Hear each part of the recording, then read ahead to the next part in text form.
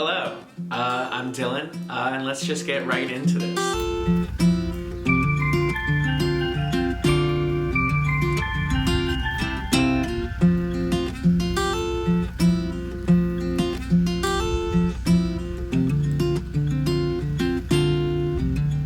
I've talked about it in previous videos about how I load a roll of film. So let's say I have a 36 exposure roll. This one is also a 36 exposure roll, but I got 38 photos onto it. But the thing is that the first couple photos aren't metered. And if I don't look through the viewfinder like in the location and find what the settings are before loading the camera, I don't have a second light meter, so I need to basically guess what's a good photo. And when I don't do that, then I also don't really try to take a good photo. I mean, it's exposed. I think I probably just set it for 2/50th of a second, but it's not really an interesting composition. It really feels kind of like just an amateur photo of just like, hey, look at this thing that's happening. Okay, I'm noticing the same mistake over and over again about how I'm treating those first two exposures that I gain. And now when I go shoot the next thing, it's like, okay, I'm not gonna load the camera until I get there, and I'm going to look through the viewfinder, see the settings I should be using, and then I will shoot it.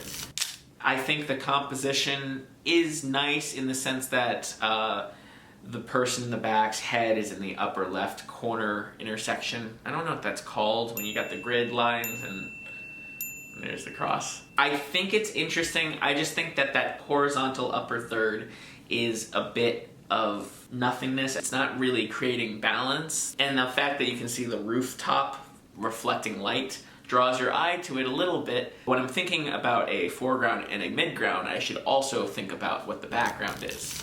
I kind of saw that like diagonal line between the three riders, like the two waves and then the person waiting to go on. Compositionally, it's not great, but as far as what I've captured, I think it is pretty cool to see people surfing in flood waters, basically.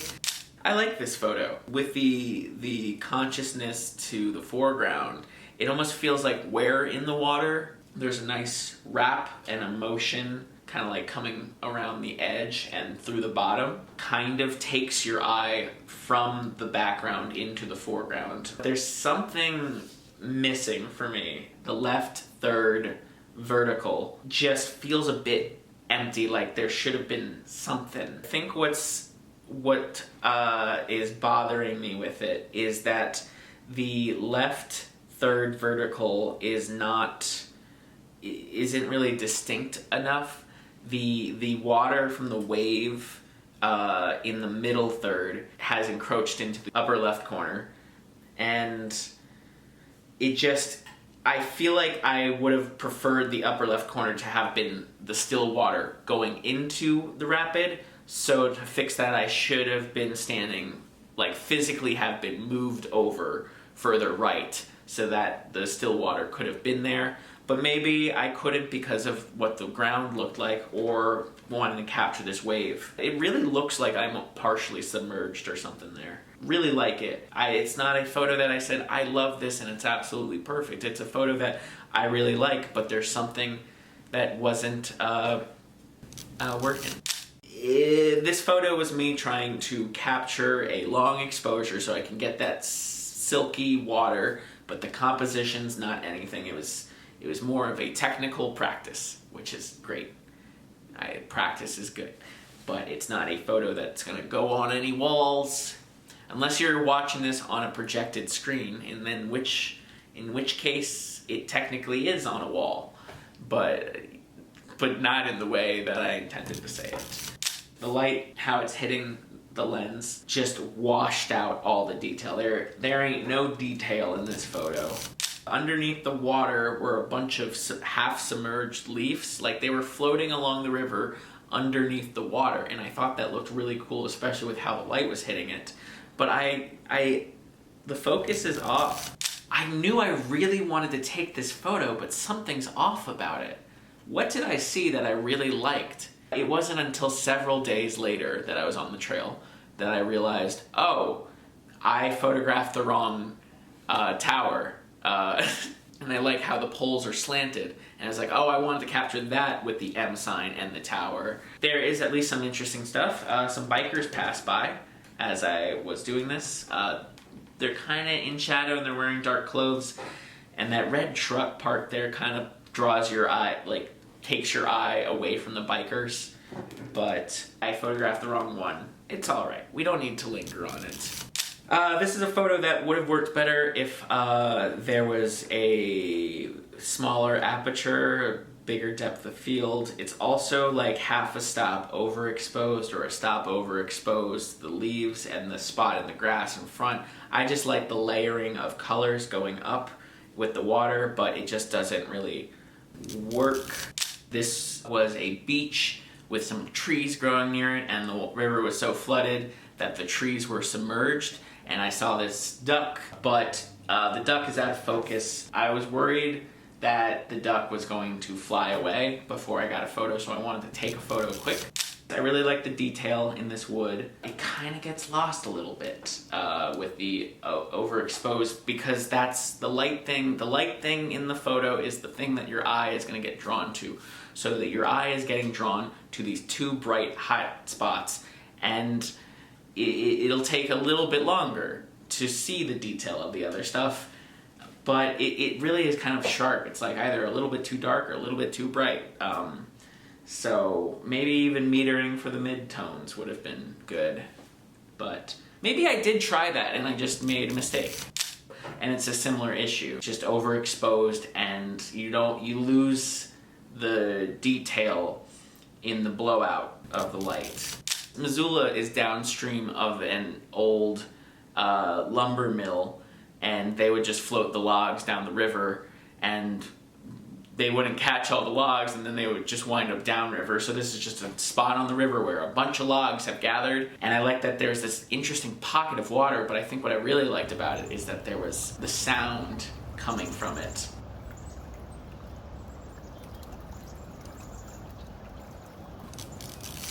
Here is a submerged tree, and I just thought it was interesting seeing that, but also the fact that you could see the courthouse in the background. But I really like this idea of seeing like a flooded river with the tree like that, but then seeing this old like courthouse essentially right near it. All right, this was adorable. This duck, or I assume a duck, it looks like a duck with a cool haircut, but the water was flowing really fast in that part, and I saw this duck float down the river, and then it would go to the slow part of the river and paddle its way back up, and then ride the fast rapid back down. And just it did it like 3 or 4 times, and I thought that was precious. And so this is a photograph of this duck just having a fun time. It's not a good photo, but that is a captured memory. Seeing that photo reminds me of the story. Now you know the story. It's really fun just seeing animals do things for their own enjoyment. Like an animal just having fun. Like, this isn't a survival thing. This is just fun.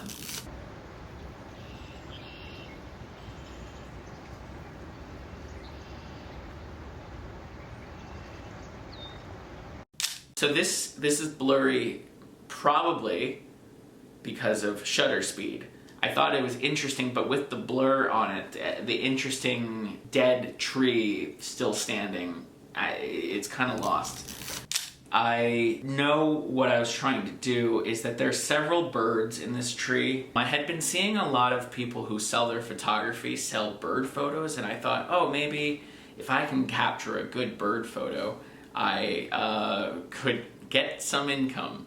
I don't have the lens. Those people are most likely shooting digital, and they probably have very expensive lenses. Yeah, there it is, trying to capture a bird, and it's out of focus. Zooming in real close, you just get a lot of grain. You do see the red. I don't know what kind of bird it is. I like this photo. I like the shadow. I like that the tree is simultaneously lit in the direction that I'm shooting, but that it's casting a shadow against the wall with that hard horizontal, and then you get some water being reflected onto the cobblestone. It has a nice balance. I just like how strong the shadows are in here. The more I look at the thing in the bottom corner, though, the more I see it. I'm sure there's a way I could crop this that would still look nice. It's not a good photo. Whatever I'm trying to capture, it's not a good photo. It's not effective. It's blurry, not just from motion. See, this would have been nice to have a tripod to do the motion smoothing with a shutter speed. What was interesting to me about this is how the water was coming out of this basically log jam.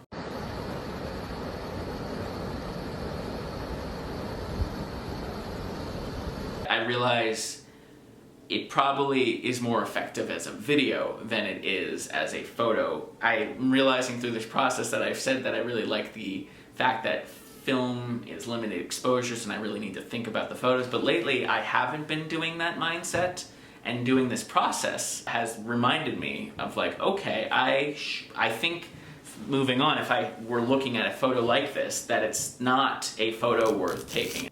This kind of reminds me of a black and white photo I shared from the last roll. It kind of reminds me of this photo because of how I've used the foreground with plants to create this kind of vignette of like looking through a window. But the light does seem to be centered on the rapid, or like the white water in the middle. So it is drawing your eye in, which does work. When I was taking this photograph, I wasn't aware, honestly, of the telephone cables, wires. I was more interested in the contrast of different shades of green of these two trees that are far away from each other. I think I also would have probably have wanted to take it with a wider aperture because I just didn't have the right lens. I feel like what would have been cooler is to, well, let's see if I can crop it. Basically just like creating more of a texture photo where no telephone wires, get rid of as much of the empty sky as you can, and kind of line up my body and the frame so that there's like a diagonal of light green and then a diagonal of this old, it almost looks like an elder tree and a youthful tree, and having these two kind of play off of each other. I like the balance of the photo. I like the little bud next to it. It's a little bit overexposed again, but it's nice, and it's something I would like to return to. I also have photos from like a year ago of some bees and rhododendrons, and at the time I did not yet own a macro lens, so I'll put some of those photos here. A lot of people like this photo, so I will probably share it as a highlight. I personally think the bee is just too small in the frame. I do like the center of it. I do like the other flowers out of focus with the bee in the center. Here's another attempt of me taking a photo of a bird. I think I have a video. I don't know if it's a good video to include, but it was making some noise. I was slowly walking towards this bird, being like, I can get it. And I had it pretty big in the frame. I'm like, I could get closer. And that extra step, and it flew away. And that was disappointing, but I guess I have one photo, and we'll see what the last photo on this roll is, because if I took that other photo, I wouldn't have been able to take the last photo on the roll. But if I didn't take this photo, what could I have shot? I don't know. That's that kind of choice with shooting on film. This next photo, it's one of my favorite photos that I've taken. I loved it so much that I made a postcard of it. I love this photo. It's one of my favorites. This is a quadruple exposure shot from 4 different directions. What I did is within the circle on my camera, since it was a round tree, I intentionally kept it, the tree within that circle so that I could try my best to have the subject be shot as similarly as the other photos as I can. This photo I call Lucid Dream because that's what it feels like. When you look at the horizon, you see 4 different horizons within the photo. This was shot at Blue Mountain, which is technically I think in Lolo, but it's still Missoula County. I love how the grass texture, it almost feels like a mossy lake, or like a painting, like an more abstract painting, and how it feels more like a blanket than a field of grass, because that grass is 4 different angles of 4 different patches of grass. Also, I love how the light in the middle is coming down. It's giving it almost like this is some kind of like sacred plant in like a godly, holy way. Like there's light shining and it's like, this is the tree you have to talk to, or it's commanding attention, like directing your eye to look in the center spot, but it's not bright enough that it's like that it is saying look at the light. It's more of a light directing you to look at the tree. This very next photo is another photo that I love. It was another photo that I loved so much that I also made it into a postcard. I love this dirt road that you don't really see where it goes to. The trees are balanced really nice. I love how the clouds are rolling in on the left side, but then it's this perfect blue for the whole right side. It's like, I don't know where we are, but it feels like if I take that road, I'm gonna go into a loving home or like some kind of just retreat, some kind of fantasy relaxation place. Like, take me home, country roads. But I love it. I love the balance. I love the colors. It really pops. I took it because I have a photo from 2 years ago that I took in black and white when my parents were visiting. And it's very similar. It might be the same spot. I also loved this little homestead, I don't know what to call it, in the bottom left. In the distance here you can see Missoula. I like the old water tower. I like the shapes of these mountains and the L and the M. And I just wanted to capture it in color. Also, completely, well, it's kind of related. I just want to share that right before I entered Blue Mountain, I bought a sandwich from Tagliare Delicatessen, which is an Italian deli, and it was a delicious sandwich, and it had a great pickle, and I came to Blue Mountain, and I ate it, and I took photos, and it was just a part of my lovely day. I wanted to take more photos. I didn't want to stop for the day, even though it was like already 6:30 at this point and I had been spending basically my whole day doing photography. I don't know what I was after, but I knew I wanted to go to Waterworks Hill. So this next photo, I just liked the stacked colors, and I feel like it would be stronger if it was in focus. It's just slightly blurry in the green and brown underneath it, which is the focal point. With nothing really being in focus, it just doesn't really work. I liked this natural-ish stacking of colors going up. This is a view from Waterworks Hill. I had never been here before 2023 because I thought Waterworks Hill was this little tiny hill near my high school, and I didn't understand why people kept saying they were hiking Waterworks. So this is a view of Missoula that I'm not used to. And there's not too many buildings within here that are new buildings. Like, it's a lot of the old Missoula that I grew up with in high school. It's hard, that balance. Of course, everything's always changing. And I'm at that age now where it's like, okay, I'm feeling nostalgic for some things, but some things are constantly in a place of change. But it is nice to look at my hometown and kind of see a version somewhat recently that doesn't look like the new Missoula. I wish that lens glare at the bottom wasn't there. Also, I don't know what that hole is. I wanted to capture it. Like, what is that hole? I hope there's someone who likes trains or something. It's like, what's in that hole? I want to know what's in the hole. What's in the hole? I knew I wanted to photograph this at some point. I don't think it's really effective. I feel like I should go back to shoot it and have it be the focus. There's too much, it's too wide to have that be the focus, and it's too overexposed for it to really draw your attention to it. But in an interesting way, I think the next photo is being teased in the upper right corner. I really like this photo. This was a photo that I also thought I would make into a postcard, but after talking to some friends that I couldn't find anyone who had a similar interest. It's that weird thing of like, I know what I like as a photographer, but what are people going to buy? What are people going to spend money to buy a version of? I think this one could sell as a print on, like, put it on a wall. It just has this, I love the old style of a telephone wire. It's not modern. It kind of has an old world feel. The golden light also helps with the nostalgia feeling. And just seeing this rise over the mountain and like be tied in together, and also it's perfectly framed in my opinion. The only thing that I could even find a problem with would be the little bit of tree on the edge of the right side, but that's so nitpicky and honestly not even a problem, because I feel like even cutting in slightly into the image would take the balance of it away. It just feels, I hope there's somebody in, like, I want to say Kansas, or like, you know, like somewhere where it's just big open fields and stuff like this, like that this feels nostalgic, even if you're not from here, because I really think this is a good photo.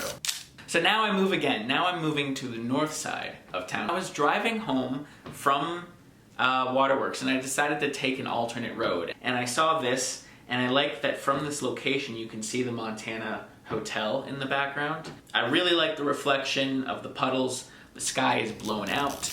This next photo, it almost has like a portal view, especially since there's no ripples in the water. And I like this kind of like glow out of the railroad tracks, but it does look like the railroad tracks are more in focus than the puddle, and the puddle is the focus. I do like the photo. It does feel kind of like, yeah, like Kingdom Hearts, like the opening thing. It feels like if I were to jump into that puddle, that I'm not actually jumping into water, that I would be jumping into like a portal in the sky and then falling down.